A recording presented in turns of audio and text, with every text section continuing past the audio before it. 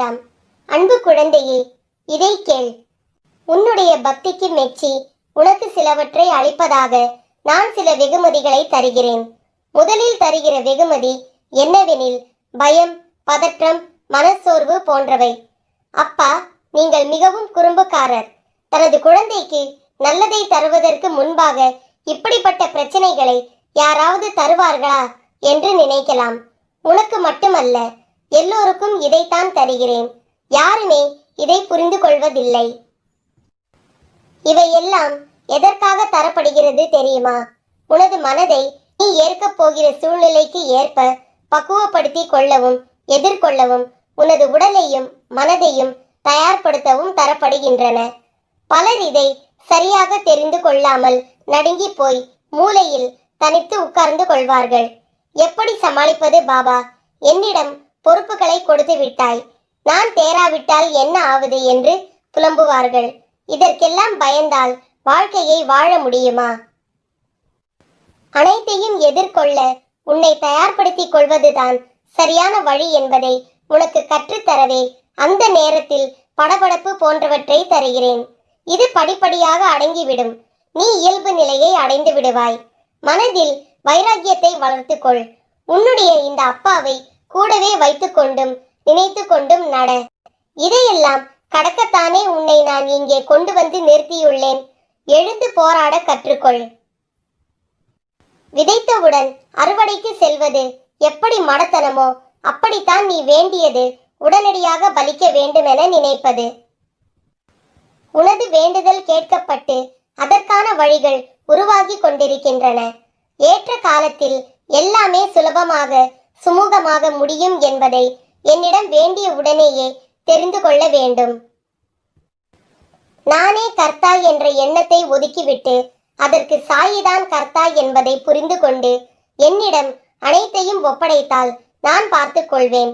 இப்படி செய்து உன்னை முழுவதும் என்னிடம் ஒப்படைத்து சரணாகதி செய்யும் போது நான் நிரந்தரமாக உன்னிடம் தங்கி உன் பிள்ளைகளை வளர்த்து உன் பிரச்சனைகளை போக்கி உன் மனக்கவலையை தீர்த்து அனைத்தையும் மாற்றி இந்த உலகத்தில் உன்னை நிம்மதியாகவும் உன் சந்ததியையும் வளமாகவும் வைப்பேன். என்னிடம் வரும் பக்தர்களுக்கு உடனடியாக நான் வாரி வழங்கி விடுவதாக சொல்கிறார்கள். அது உண்மையல்ல. யாருக்கு நான் அனுகிரகம் செய்ய விரும்புகிறேனோ அவர்களை முற்றிலும் பரிசுத்தப்படுத்த அவர்களிடம் இருந்து தேவையற்றவற்றை பறித்து கொள்கிறேன். அது பணமாக இருந்தாலும் சரி, பாவமாக இருந்தாலும் சரி, அல்லது புண்ணியமாக இருந்தாலும் சரி, உனக்கான எல்லாமும் உனக்கு வரும். அதற்கு முன் உன் மனதில் நீயே ஓர் நிகழ்வுகளை கற்பனை செய்யாதே. உன்னுடன் நான் இருக்கிறேன், கலங்காதே. என்றும் எதற்காகவும் நீ என் பரிபூர்ண அருளும் ஆசீர்வாதமும் அன்பும் பெற்ற என் செல்ல பிள்ளை. நிறைவான வாழ்க்கை என்பது யாருக்கும் எளிதில் கிடைப்பது அல்ல. பல மோசமான துன்பம் நிறைந்த சூழ்நிலைகளை கடந்தால்தான் நிறைவான வாழ்க்கை என்ற கனி கையில் கிடைக்கும். விரைவில் அந்த கனி உன் வாழ்வை நிறைவுள்ளதாய் மாற்றும். மனதில் நிம்மதியுடனும் முகத்தில் நிறைவான புன்னகையுடனும் என்னை காண வருவாய். இது சத்தியம். கோடிக்கணக்கான ஜீவராசிகள் இந்த உலகத்தில் வாழ்கின்றன. அவற்றுள் மனித இனமும் ஒன்று. மனிதன் பாவமும் செய்கிறான், புண்ணியமும் செய்கிறான்.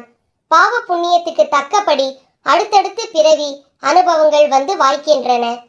6 அறிவு பெற்ற மனிதன் மனித நிலையை கடந்து மேலும் முன்னேறி பரம்பொருளோடு ஐக்கியமாகிவிட வேண்டும்.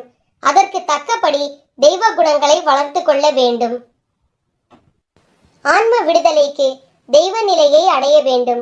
முக்தி வீடு பேறுதான் முடிவான லட்சியம். தெய்வ நிலைக்கு முன்னேறிய மனிதன் எந்த ஒரு மூல பொருளிடமிருந்து வந்தானோ அந்த பரம்பொருளிடம் மீண்டும் சென்று ஒடுங்குவதே முக்தி. அதுவே மோட்சம், அதுவே வீடு பேறு, அதுவே ஆன்ம விடுதலை. அந்த ஒரு லட்சியத்தை மையமாக வைத்தே பரம்பொருளான பகவான் ஸ்ரீ கிருஷ்ணன் இந்த உலக நாடகத்தை தொடர்ந்து நடத்தியபடி இருக்கிறான். இந்த உண்மையை புரிந்து கொண்ட ஞானிகள், யோகிகள், சித்தர்கள் எல்லோரும் நம்மை போல ஆசா பாசங்களுக்கு ஆட்படாமல் தெய்வ நிலைக்கு முன்னேறி செல்கிறார்கள். மீண்டும் மீண்டும் ஆன்மாவிற்கு பிறப்பு ஏன்? அதாவது நமக்கு மீண்டும் பிறப்பு ஏன்? நாமோ கண்டதே காட்சி கொண்டதே கோலம் என மனம் போன போக்கெல்லாம் வாழ்ந்து பாவ புண்ணியங்களை செய்தபடி செத்து பிறந்து கொண்டே இருக்கிறோம். இப்படியே பிறவி சக்கரமும் சுழன்று கொண்டே வருகின்றன.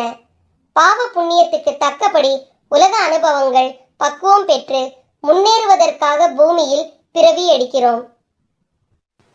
பிறந்த பிறகு கர்மங்களை செய்கிறோம். முக்திக்கு வேண்டிய கர்மங்களை மேற்கொள்ளவே பூமிக்கு வந்திருக்கிறோம். தேவர்களாக முன்னேறிய ஆன்மாக்கள் கூட மீண்டும் பூமியில் பிறந்து முக்திக்கு முயல வேண்டுமாம். அதனால்தான் இந்த பூமியை கர்ம பூமி என்கிறார்கள். ஏதோ ஒரு யுகத்தில் எப்படியாவது இந்த உயிர் மோட்சம் பெற்றே ஆக வேண்டும். அதுவரை பிறவிகளும் தொடர்கதை, நமது பயணங்களும் தொடர்கதை. இவற்றை எல்லாம் தெளிந்து அறிந்து செயல்பட வைக்கத்தான் இந்த 6வது அறிவுள்ள இந்த மனித பிறவி. நாம் கடந்த பிறவிகளில் செய்த பாவங்களின் பலன்கள் நம்மை துன்புறுத்தினாலும் இந்த பிறவியிலாவது கரையேற வழி தேட வேண்டும். இந்த நுட்பமான ஆன்மீக உண்மைகளை எல்லாம் நமக்கு சொல்லிக் கொடுத்து கரையேற்ற குரு ஒருவர் தேவை. தெய்வத்தை நமக்கு காட்டி கொடுப்பவர் குரு. நம்மை கடவுளிடம் கொண்டு போய் சேர்க்கும் சக்தி பெற்றவர் குரு. நாம் பரிசுத்தமான ஆன்மாக்களாக ஆனால் மட்டுமே மோட்சம் பெற முடியும். அப்படி பரிசுத்தமாகாத நம்மை சுத்தப்படுத்துபவர் குரு. அதனால்தான் குரு மூலமாக ஞானம் பெற்று பரிசுத்தம் அடைந்து அதன் பிறகு என்னிடம் வா என்று பகவான் ஸ்ரீ கிருஷ்ணன் ஆன்மீக உலகில் ஒரு சட்டம் போட்டு வைத்திருக்கிறான். குருவருள் இல்லாமல் திருவருள் இல்லை. கடவுளுக்கும் நமக்கும் பாலமாக இருப்பவர் குரு. தெய்வமே குருவாக சாய்பாபாவாக நம்மிடம் வந்திருப்பது நம் அதிர்ஷ்டம். குருவை விட குருவின் திருவடிக்கே மதிப்பு அதிகம். நம் இஷ்ட தெய்வமே குருவடிவாக வந்திருக்கிறது என்ற நம்பிக்கை ஒருவனுக்கு வர வேண்டும். குருவையும் இஷ்ட தெய்வத்தையும் பிரித்து பார்க்க கூடாது. அப்படி பார்ப்பவனுக்கு எளிதில் முக்தி கிடைக்காது. பல பிறவிகள் எடுத்து அலைய வேண்டியதுதான். குருவின் திருவடியை பற்று. ஆன்மீக உலகில் உள்ள ரகசிய உண்மை இது. குருவின் திருவடிகளை உறுதியாக பற்றி கொண்டால் சகலமும் கிடைக்கும். காரணம், குருவின் திருவடி சிறப்பு அத்தகையது. குருவடி சரணம் திருவடி சரணம் என்கிறோம். குருவின் திருவடிகளை நம் இஷ்ட தெய்வமான பகவான் ஸ்ரீ கிருஷ்ணனின் திருவடி. நம் கண்களுக்கு புலப்படாத பகவான் ஸ்ரீ கிருஷ்ணனின் திருவடிகளை நம்மால் பற்றி கொள்ள முடியாது. அவனே மானிடமாக சாய் பகவானாக குருவாக தன்னை ஒளித்து கொண்டும் பக்தி மிக்கவருக்கு பக்குவம் கொண்டவருக்கு தன்னை வெளிப்படுத்தி கொண்டும் நாடகமாடி வருகிறார். அவன் பாதங்களை பற்றி கொள்ள அவனே வழி சொல்கிறான். அவனே நமக்கு வழிமுறைகளையும் சொல்லிக் கொடுக்கிறான். அவனே பாதை காட்டுகிறான். ஆன்மீக பரம்பரையில் வந்தவனுக்கு குருவின் மகத்துவம் தெரியும்.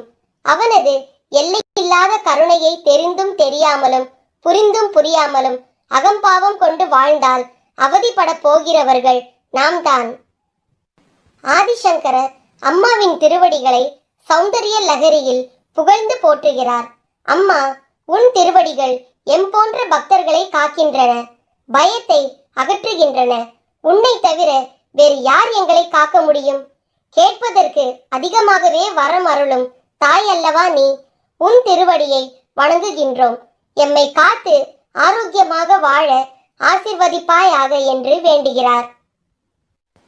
குருவடி என்பது அவரவர் இஷ்ட தெய்வத்தின் திருவடி. இதுதான் சூட்சமம், இதுதான் ரகசியம். புரிந்து கொள்ளுங்கள்.